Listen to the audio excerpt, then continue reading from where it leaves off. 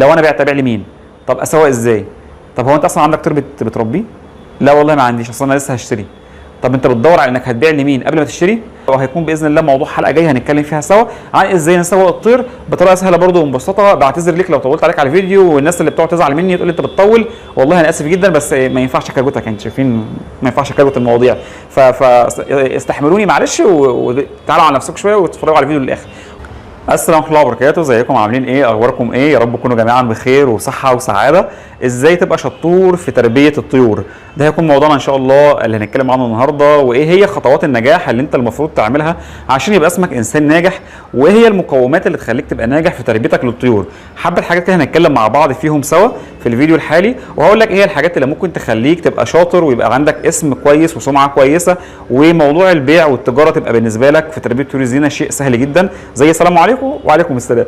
ده هيكون موضوعنا ان شاء الله النهارده، ولكن بذكرك لو لسه اول مره تشوف القناه بتاعتنا اعمل اشتراك من الزر الاحمر اللي موجود تحته وخليه لونه رمادي، وتاكد انك مفعل زرار الجرس عشان كل ما ينزل لك فيديو جديد يجي لك اشعار بيه اول باول. خطوات النجاح، حبه حاجات كده اساسيه هتكلم معاك فيهم، او 4 نقاط اساسيين هتكلم معاك فيهم، وهقول لك يعني بالترتيب كده ايه بعد ايه وايه قبل ايه. رقم 1 عندنا الفهم او الفهم، ورقم 2 بعد كده المال، ورقم 3 التخطيط،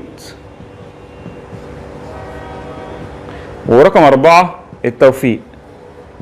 لو قلنا طبعا ان اهميه كل عنصر من العناصر ديت او 4 او اي حاجه من الحاجات دي، لو قلنا الاهم من الكلام ده كله او اهم شيء او اهم عنصر موجود في الكلام ده هو التوفيق من ربنا سبحانه وتعالى، ان ربنا يوفقك وان ربنا يكون راضي عنك في حياتك، وانك تكون راضي ضميرك في حياتك وعامل اللي عليك ملتزم بتعليم دينك. ده شيء اساسي، توفيق من ربنا سبحانه وتعالى فوق كل شيء، والرزق بايد ربنا سبحانه وتعالى. ولكن دي نقطه لازم انت تكون حاطها في اعتبارك، ان انت تكون انسان موفق بانك تكون عامل اللي عليك قدام ربنا سبحانه وتعالى. دي رقم 1، ودي اول حاجه حبيت اكلمك عليها رغم ان انا كتبتها في الاخر، ولكن هي اهم نقطه في النقط دي كلها. تاني نقطه او اول حاجه اتكلمنا عليها اللي هي الفهم. الفهم مش معناه ان انت تكون انا باكل كويس وبشرب كويس يبقى انا كده انسان شاطر، خلاص انا كده عملت اللي عليا. لا لا لا، مش كده خالص. انت لازم تبقى انت اصلا فاهم في دماغك حاجه معينه، هو العصفور اللي بربيه ده، الكائن ده بياكل ايه؟ بيشرب ايه؟ اتصرف معاه ازاي؟ ايه متطلباته؟ فلازم تكون فاهم طبيعه الكائن اللي انت بتربيه ايا كان بقى نوعه ايه. في ناس بتبقى بتربي كلاب، في ناس عامله مزارع دواجن، طيور زينه، حمام، ايا كانت النوعيه اللي انت بتربيها. فدي لازم انت تكون فاهم الحاجه دي بتاكل ايه، ازاي اهتم بيها، ازاي اغذيها، عشان ما يحصلش عندي مشكله بعد كده في التغذيه. فيبقى الحاجه اللي انا بربيها دي وليكن مثلا طيور الزينه، العصفور مش راضي يبيض. طب هو مش راضي يبيض ليه؟ قال لا، حاجه غريبه، ده قدامه الاكل والمي. ما هو العصفور مش هياكل بلقم وفلارس وبس. ما ينفعش انت كبني ادم افضل اكلك ليل نهار فول وطعميه، او اكلك بما ان مثلا في اغلبنا بيحب اللحوم، ما ينفعش ليل نهار اكلك لحوم، رغم ان اللحمه جميله وممتازه وكله يقول لك يعني ده كده الاكل الفاخر هو اللحوم. فالفاخر بيبقى نسبي عند كل واحد. فلازم تبقى انت بتنوع زي ما انت بتنوع في الاكل بتاعك انت كبني ادم، لازم الطير اللي بتربيه تنوع له في التغذيه بتاعته. فلازم تبقى فاهم في الطير اللي بتربيه، الطير ده عاوز ايه، احتياجاته ايه. خلصنا بقى النقطه دي، نخش بقى للحاجه اللي بعدها. يعني كلمه الفهم دي تحتها كذا حاجه. اول حاجه مثلا منها قلنا خلاص ايه ده، احنا عاوزين نفهم طبيعه العصفور او الكائن اللي بنربيه. النقطه اللي بعدها عاوزين نعرف الحاجه اللي بنربيها دي الصفات الوراثيه اللي فيها ايه. هل العصفور دوت ينفع يتجوز النوعيه دي؟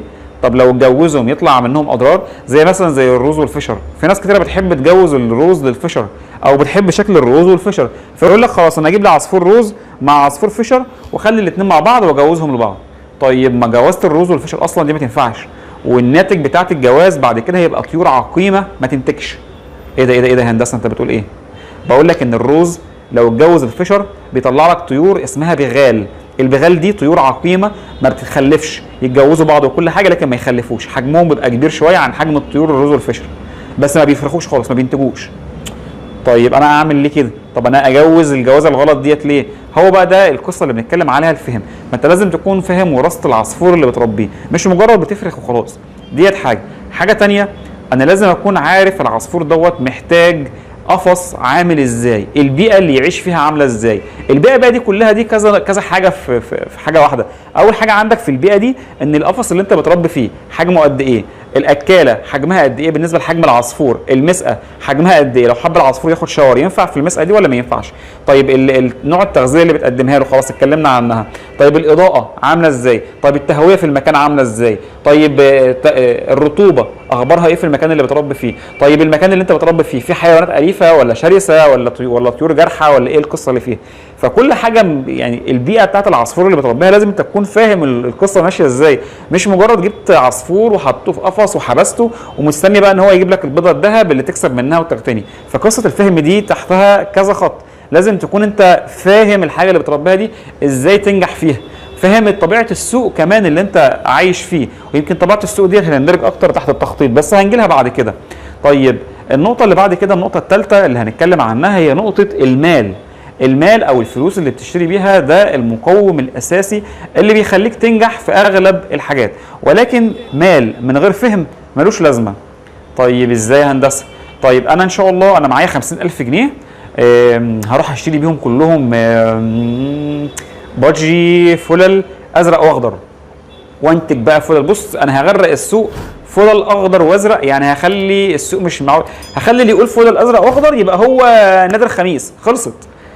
طيب استنى بس ارجع كده اتك على الصبر. طيب ما هو اصلا السوق متشبع بالفلل والاخضر والازرق ده موجود بكميات كبيره، ايه انت بقى الابداع اللي هيخلي الناس يجي لك يقول لك انا هاخد من عندك؟ ايوه نرجع بقى ايه، شوف هنهدى ازاي ونفكر. القصه مش قصه انك تجيب طير كتير وافرخ كتير، لا، انت ممكن ال 50,000 جنيه دول تجيب بهم عصفورين بس. في عصفورين ب 50,000 جنيه في وفي باغلى من كده كمان، بس انت ما ينفعش تقول ايه ده انا هشتري بقى جوز زي ما استاذ نادر بيقول دلوقتي او باشمهندس نادر ده اجيب جوز ب 50,000 جنيه واعيش برضه، لا. القصه مش قصه كده، القصه لازم تكون انت عارف ان المال هو الوسيله اللي هتنجحك، بس المال من غير فهم مش هتنفع، من غير تخطيط مش هينفع، من غير توفيق ربنا مش هينفع. المربع ده النقاط اللي احنا بنتكلم فيهم دول نقاط مش سهلين، الحاجات دي احنا ممكن نعمل عنها 5 6 فيديوهات مش فيديو واحد بس، وممكن ال10 دقائق دول ما يكفوناش في الكلام. في ناس بتقعد تزعل مني وتقول لي انت بتطول قوي في الموضوع، بس انا ما ينفعش كروتك، ما ينفعش اديلك المعلومه ناقصه. انا بحب في القناه ان في واحد عنده استيعاب سريع، وفي ناس بتبقى محتاجه الموضوع تتبسط لها شويه او تتشرح لها، فانا القناه لازم تكون للاثنين، ما ينفعش ان انا الخص الكلمه واقول ال4 نقط خلاص انتوا عيش مع نفسك، ابقى انا كده ما فدتكش. فلازم نركز في كل كلمه ونبقى عارفين الكلمه ديت معناها ايه ودلالتها ايه. طيب المال بقى اعمل بايه؟ طب انا ربنا كرمني مثلا ومش معايا غير 3000 جنيه او 4000 جنيه، ينفع اجيب بيهم عصافير واعمله كمشروع؟ ينفع. طيب ازاي؟ ده انت مش قلت قبل كده وفي الفيديوهات القديمه اللي انت عملتها ده انت المفروض تبدا على الاقل ب 30,000 جنيه ايام قبل تعويم الجنيه ومن سنين وانت بتتكلم على كده، دلوقتي ازاي بتقول؟ طب ما انا ايامها برضو قلت لك انت ممكن تبدا حتى لو ب 500 جنيه لو تفتكر. طيب ابدا ازاي واعمل ايه؟ هنا بقى دي القصه، انك تجيب الحاجه اللي السوق يكون حاببها، انك تجيب الطير اللي السوق يكون طالبه، مش قصه ان انت معاك فلوس واقوم جايب، لا انا معايا فلوس احوش عليها واجيب الحاجه اللي يكون لها لازمه، مش هجيب كده وخلاص عمال بشتري وعمال بجيب في طير وعمال بكتر في الطير عندي وخلاص. بزعل قوي من الناس اللي بتقعد تكلمني اليومين دول يقول لي معلش يا هندسه نلاقي عندك جوز بس عاوز اعمل مزرعه كويسه، لو كرمت ممكن تجيب لي 5 جواز لاتينو، او طب حتى لو جوزين 3. طب ما عنديش والله يا حبيبي. طب شوف لي حتى لو جوز. حبيبي انت في فيديو نزل اتكلمت فيه عن اللاتينو ان هو بيخسرك، انت ازاي ما شفتوش؟ فانت لازم تكون مطلع على اللي حواليك، لازم تكون عايش القصه اللي حواليك ماشيه ازاي. انت بتتكلم في المال وفي التجاره وان انت عاوز يكون عندك بزنس. طب ما في فيديو نزل كنت بتكلم فيه من كام يوم قلت لك فيه ان اللاتينو ما عادش ينفع انك تربيه، كان له فتره زمنيه وكنت عمال بقول لكم يا جماعه ممكن تجيبوا 10 جواز لاتينو وتشتغلوا بيهم كحاجه بدائيه تتعلموا في الكوكتيل وتبقوا عارفين القصه ماشيه ازاي ويبدا يجيب لك ربح كويس تبدا تمشي بيه. لكن دلوقتي السوق حاليا دلوقتي في اللاتينو ما عادش كويس. ليه بقى؟ لان كان اياميها كان اللاتينو كان السوق كان متعطش ليه. دلوقتي اللاتينو بكثره كبيره جدا ولسه التجار ما سحبوش لاتينه من السوق، ما شدش من السوق، فالسعر بتاعه نازل. لما تيجي تشتغل في جوز سعره 400 جنيه كبير شغال، امال الزغليل منه بكام؟ طب الشبابات بكام؟ طب هو سعره 400 يبقى زغليله ب 300 عفوا ب 200 وشباباته ب 300. طب كلام جميل، لما انت تنتج جوز زغليل ب 200 جنيه كسبت انت كام؟ ما هو العيش هيقعد معاك 3 شهور، 3 شهور في 200 جنيه يبقى انت مكسبك كام؟ لو طلع عندك جوزين مثلا زغليل كسبت 400 جنيه في 3 شهور، يعني في الشهر كسبان لك كام؟ 100 جنيه 125 جنيه. طيب 125 جنيه اقسم بقى منهم الميه اللي بتشربها للطير، الاكل، الرعايه الصحيه، الادويه اللي بتجيبها، اهتمامك انت بيهم والوقت اللي بتضيعه عليهم، لازم كل الحاجات دي تخصمها من ثمن الربح اللي جالك في النهايه. تيجي تبص تلاقي نفسك كسبان ايه؟ ملاليم. طيب ليه بقى اشتغل في الملاليم؟ طب ما اشتغل في حاجه صح. الكلام مش لازم يبقى كلام مرسل وخلاص، لازم تبقى انت بتعقل الكلام وعارف الدنيا ماشيه معاك ازاي. جميل. فالمال من غير تفكير غلط، مال من غير توفيق غلط، مال من غير تخطيط غلط. نيجي بقى لاخر نقطه معانا هنتكلم عنها، هي التخطيط. التخطيط ازاي يا هندسه؟ هو اعمل ايه يعني؟ اعمل مربعات يعني ولا اعمل ايه؟ لا، القصه مش قصه كده. القصه انت لازم تكون فاهم الطير اللي هتربيه دوت هتسوقه ازاي، وهتحسنه ازاي، وهتنتج منه ازاي، ولما تيجي تبيع هتبيع لمين وهتبيع بكام، وايه هي المنصات اللي هتبيع عليها. طب تعالى نرتب كده الكلام. طب لما اجي اخطط بقى ازاي؟ يبقى اول حاجه لازم تعملها تقول انا هربي نوعيات ايه. تاني حاجه انا هحسن ازاي في النوعيات دي. تالت حاجه طيب لما اجي ابيع ازاي؟ يبقى احنا لو قلنا العناصر بالترتيب، هعمل ايه حاجه؟ اشتري ايه واطور فيه ازاي وابيع فين والمين. في ناس بقى تجيب لك اخر حاجه في اول حاجه. يعني الاقي حد يكلمني يقول لي ايه، انا معايا مثلا 5000 جنيه وعاوز اعمل بيهم مشروع، تحت امرك من عينيا. فانا هكسب كام منه؟ تكسب من ايه يا حبيبي؟ نعم، انت لسه اصلا اشتريت. طب لما اجي ابيع، والله انا اصلا بس في بيقابلني مشكله. يعني المشكله، يعني الموضوع ده اتقال لي حوالي 30 40 مره، كل شويه بيقعد يتقال لي. مش عاوز اقول لكم يعني في الشهر قد ايه، يعني كتير جدا بيقعد يسالني السؤال ده. كذا حد يكلمني يقول لي هندسه معلش اصل لو انا بعت ابيع لمين؟ طب اسوق ازاي؟ طب هو انت اصلا عندك طير بتربيه؟ لا والله ما عنديش، اصلا انا لسه هشتري. طب انت بتدور على انك هتبيع لمين قبل ما تشتري؟ ما انا لازم ابقى فاهم. لا انت كده مش فاهم، انت كده بتستعجل الرزق، والرزق باذن ربنا سبحانه وتعالى. طب هندسه ممكن لما اجي ان شاء الله ربنا يكرمني واجي ابيع الانتاج تبقى تاخد مني كل الانتاج؟ لان مش هينفع ابيع لحد غيرك، انا ما بطمنش غير لحد غيرك. طب لو انا مت يعني، ولا حصل لي اي حاجه، ولا رحت في اي نصيبه، انت هتعمل ايه؟ مش هتبيع؟ هتتصرف. فبلاش تبقى رابط نفسك بشخص، بلاش تبقى رابط حياتك كلها هو ده. لو ما حصلش يبقى انا، لا انت بتتكلم في بيزنس، يبقى انت لازم يكون عندك ادراك للحاجه اللي بتعملها، لازم يكون عندك صبر، تكون تعي كويس ان الرزق بايد ربنا سبحانه وتعالى. التسويق من اسهل ما يكون في تربيه طيور الزينه. القصه كلها في التسويق، اللي خايل الناس كلها في التسويق. ان شاء الله هنعمل لها فيديو باذن الله عز وجل. بس هي بترجع لايه؟ ان انت بتجيب طير او بتربي طير يكون مطلوب، وتعرض الطير ده بسعر كويس على منصات ينفع يتعرض فيها الطير بتاعك.